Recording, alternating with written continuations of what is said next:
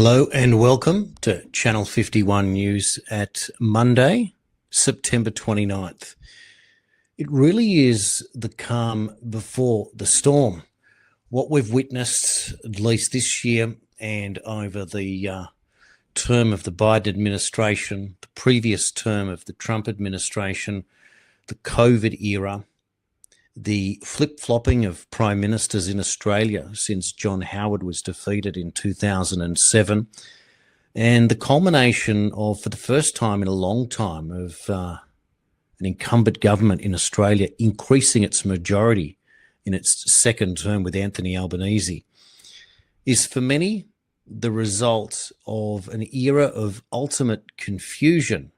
And this is why things are so difficult, because the Conservative or the alternative government betrayed the Australian people so terribly during COVID, and at the same time moved us into an era of complete progressive or Labor governments around Australia, bar Tasmania and now the Queensland State Parliament, that we are living on a trajectory now where we're not quite sure why it is that people are so enamored by the idea of government dependency that also means that we are now stuck in this long pathway of government overreach.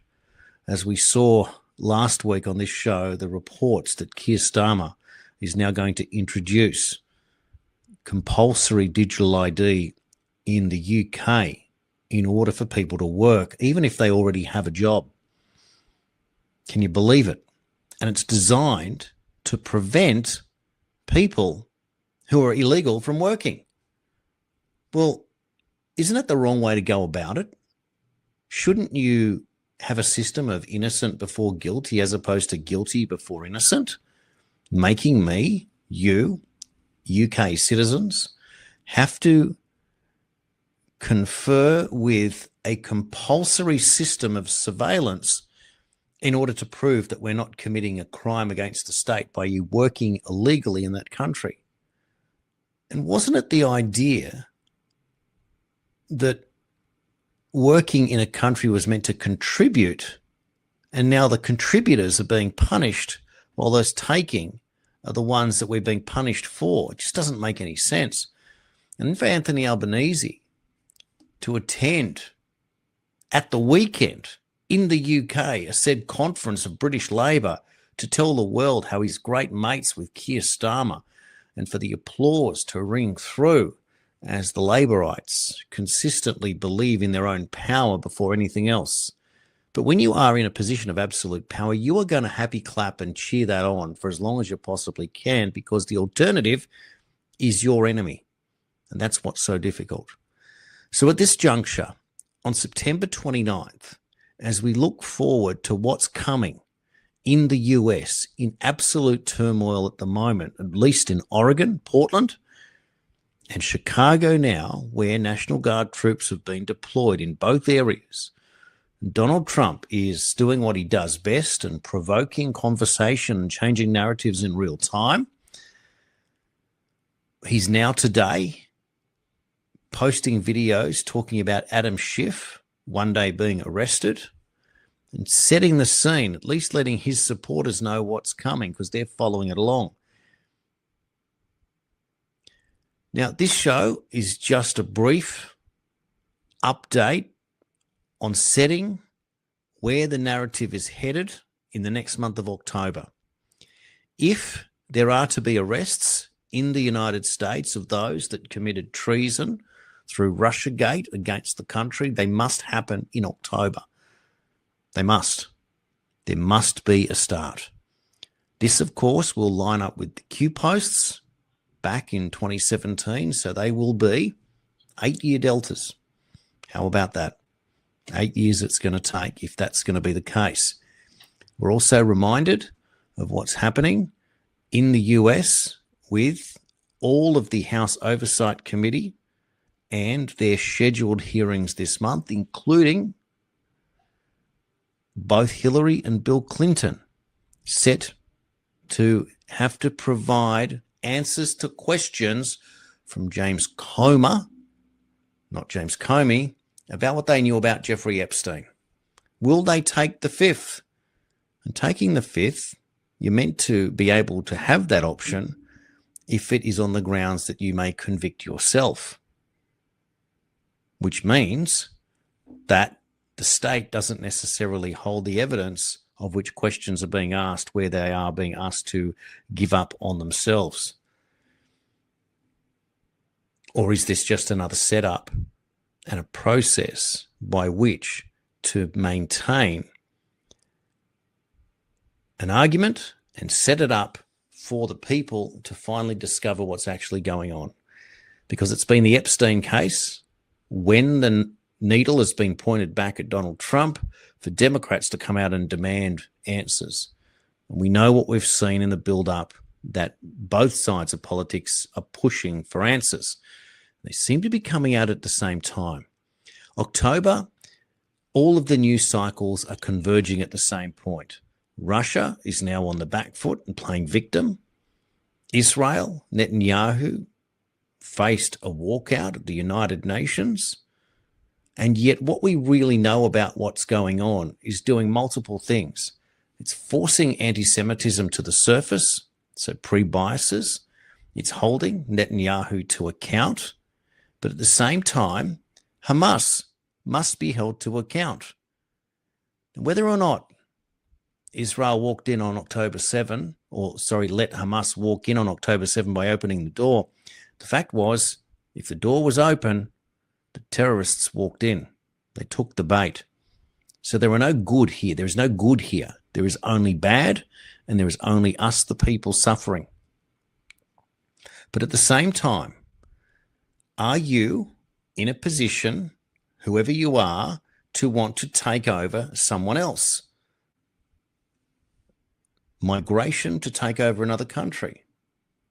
Politicians telling citizens, stripping them in the UK, where people can't protest. They can't say anything. Police stopping them and saying you might offend someone. How is that a crime? It's free speech. Be offended. So what? I'm offended by the police telling me that someone could be offended by something that I say. Do they arrest themselves? It's a non-entity. It's a non-starter. So it's complicated. It's getting desperate. It's getting violent, as we've seen in the US again, where a former veteran has driven his Chevy Suburban into a church, 4 people dead, church on fire, and the gunman dead. Really? A crime against religion? In the land of the free and the home of the brave. Obviously, we're at a time now that we either want to go away and hide and put ourselves into hibernation and wake up sometime in the future when it's all over, or realize that we don't necessarily have that luxury. 2025, moving towards 2026, is starting to get to the next point where we have to think about the next election. We got through 25 in May. We move into 2026, state elections coming up around the country, but more so the 2028 federal election. And so what do we want to do? Have you considered what you would like to do? Or do we sit back? Now, there were 200,000 people around the country who attended recent rallies. If each of those people, take out the kids, 175,000, if each of those people joined a political party, that would go a very long way to being able to change the status quo once and for all. If you join the Liberals or the Nationals, now you may be rejected, by the way, by something that you said on social media, and that is on them, not on you. But if you joined a Liberal and a National, 30,000 people joined each party, those people would form the majority in the rank and file that would have an influence over the pre-selection of candidates in each individual seat. And if you can influence the pre-selections in any political party through the rank and file, the politicians are at long last accountable to you, the rank and file. And in safe seats, it will be very hard, but not impossible. It has happened. Our very own former Senator Rennick was dropped from 2 to 3 because he went against the system, making him unelectable in the LNP, forcing him to go out on his own and creating the People First Party. So if you want to go down the minor party route, whether you want to join a party like One Nation, the Libertarians, the UAP, if that's still around, People First, Family First, the Heart Party, Citizens Party, there are many. But to be able to understand the process, my suggestion is consider a party that has a branch structure. I think that's very important because that's how you get involved. It's one thing to join a party that doesn't have a branch structure, and then effectively you either get appointed if you get favour with those that make the decisions in the executive, generally those that are elected, or you become part of a branch structure that works within the party structure, that can develop policy, do the grassroots work, select or pre-select their candidates and make a big difference. That is what democracy is meant to be all about. Little changes and little results make big changes. That is the momentum that we're all trying to create for many years now, but haven't necessarily been able to do so because we don't understand the processes and the pain and time and effort and expense. But putting that aside, every single one of us in this period post the COVID era, if we draw a line at 2020, have all made more friends, acquaintances, introductions, and areas of common interest in the last 5 years than we probably did in the previous 25. We lost friends, we lost family. We had friends and family die for decisions that we wouldn't have made. And so it moves on and changes. What I'm trying to say is that it's not the destination, it's the journey. And in the journey is where the fun, yep, you can have fun, is where it's going to happen. And it's hard work. But when did anything worthwhile happen without effort? Yep, it seems to be another campaign speech, but it's not.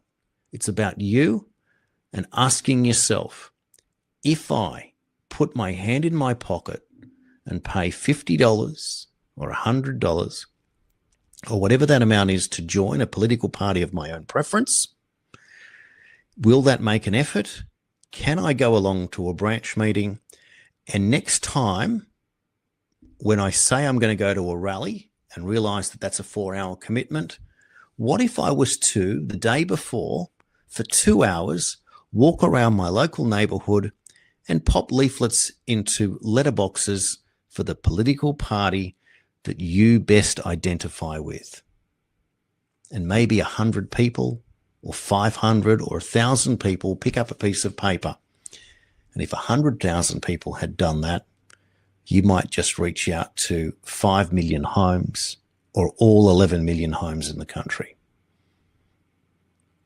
From little things, big things grow. So, given that, today is a day of reflection. We've had the grand final resolved in Victoria with the AFL, with the Brisbane Lions getting up. And this Sunday, as we flick to daylight saving in New South Wales, Victoria, Tasmania, we've got a grand final in Sydney between Melbourne and Brisbane. Of course we do. And then we have the Monday public holiday. This is possibly the beginning of the biggest news week in the history of what we have known in the Western world, with big things happening. The imminent indictments of many after James Comey last week. Anything is possible. It's going to be crazy. It's going to be nuts. But we are here now. The game is on. The tide is turning, and we have to work out what we're going to do. My suggestion is that if you choose to join a minor party, which is what most people who are watching this will generally identify with, and some might say we'll go back to try and join the Liberals or the Nationals, and none of them are perfect. The only question I suggest that you ask the people at the top when you get a chance is this: are you, or would you be willing to have a conversation about merging your party with a larger group in order to consolidate so that we can present a way forward to take on Labor in 2028? And if the answer is yes, join that party and become part of the movement. That is it.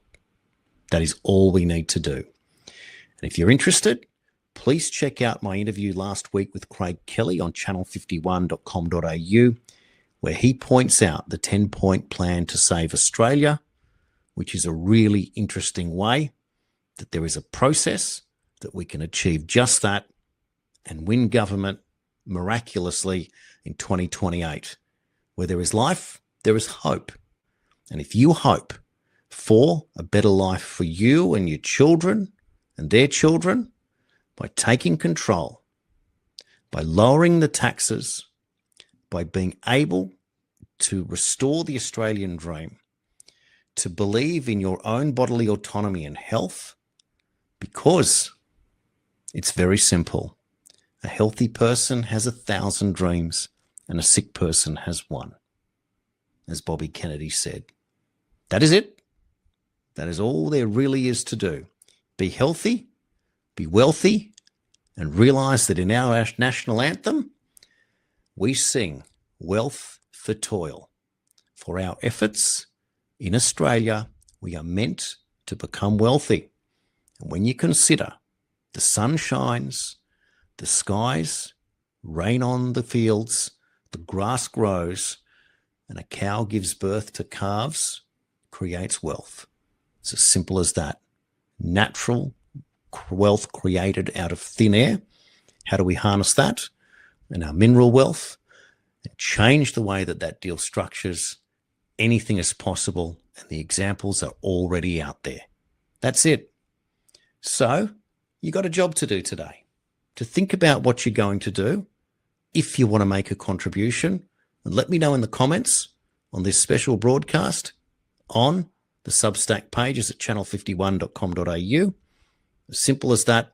It'll go out on a couple of other areas as well. And from tomorrow, I'm going to interview John Larter on the 51st state. We're going to compare notes and work out how it is that we can create real leadership from within, where little things become big things, and you are part of that, the ultimate machinery to create the Australia we want and desperately need. Thank you for watching Channel 51 today.